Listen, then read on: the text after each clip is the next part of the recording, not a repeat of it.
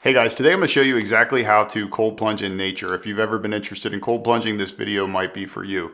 So whenever I'm feeling a little bit foggy or off, or I just need to get out into nature and get some fresh air, this is my best way to get back on track. I filmed this video a few weeks ago, so this is future Ryan talking to you.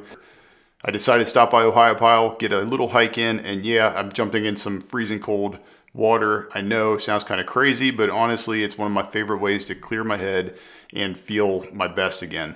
That being said, I'm gonna turn it over to Cold Plunge Ryan.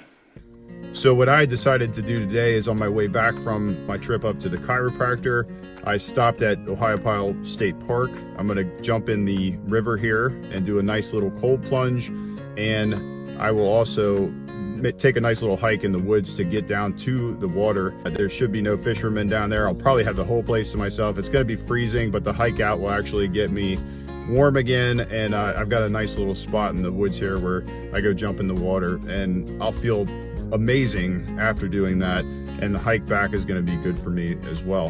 Now there's also this term of forest bathing, which basically means just hanging out in the forest and reaping in all the benefits. You're breathing in all the stuff that the trees are putting off, and you're getting that fresh air and sunshine, and there's a lot of healing benefits to just being in the forest. So kind of doing a little stack here, getting 2 for 1 of going into the forest and also getting a cold plunge in and getting, well, I guess we could call it a 3 for 1 because I'm getting a hike in the process as well, which I also really enjoy. Gives my mind time to calm down. So next I'm going to show you here in a second what the cold plunging process will look like for me. If you've ever been interested in going out into nature and doing a cold plunge, I get a lot of questions about that sometimes, so I'll show you what that looks like. I do always like to bring some Crocs with me because you never know what you're gonna step on. Sometimes there's fishermen where I go in the river, and there could be fishing hooks and other things, glass.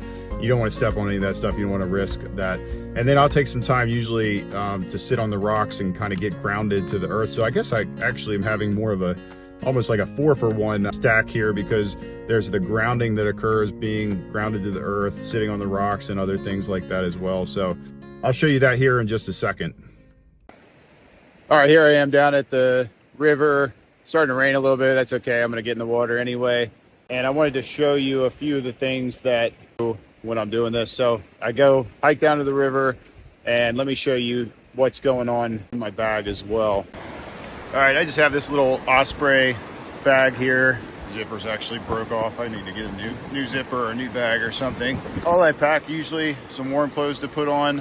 I've got a towel so that I can dry off quickly. I've got my Crocs as well. The towel also is nice because you can change if you need to take your wet stuff off. And of course, I've got some extra socks, and I've got a bathing suit in here that I'll use to get in the water as well.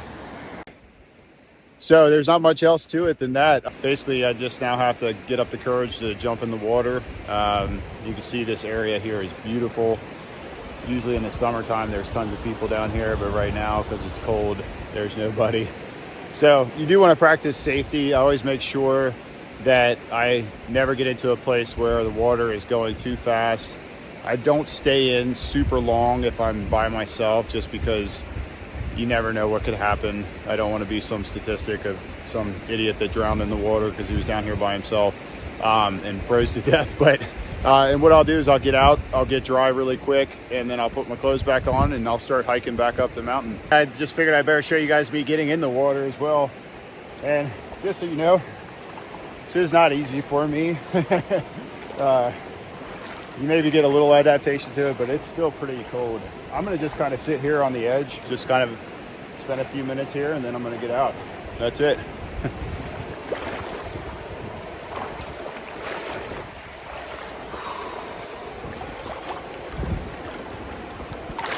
Whew. Yep, that's cold. All right, whew. Catch my breath. I'm gonna breathe. There we go.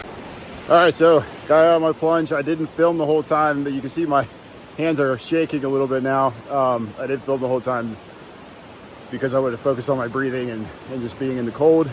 I am definitely cold. I probably spent about 2 minutes in there. Like I said, when I'm out here in nature doing this by myself, I don't like to push things too hard. I just get in, enjoy it, get out, And if I have somebody else around, I'll try to stay in a little bit longer, focus on my breathing and that sort of thing. When I do this at home, I tend to spend a little bit longer. Sorry, camera's really shaking because I'm cold. The water was freezing today. All right, as you can see there, that cold plunge had me shaking, but I felt incredible afterwards. And you can experience the same. So let me know in the comments if you have any questions or if you've ever tried cold plunging in nature yourself. Let me know how it went for you. And if you're ready to eliminate brain fog, boost your focus, feel like yourself again, make sure you subscribe to the channel and click here for the next video on my channel for my favorite top 3 supplements for crazy focus. See you in the next video.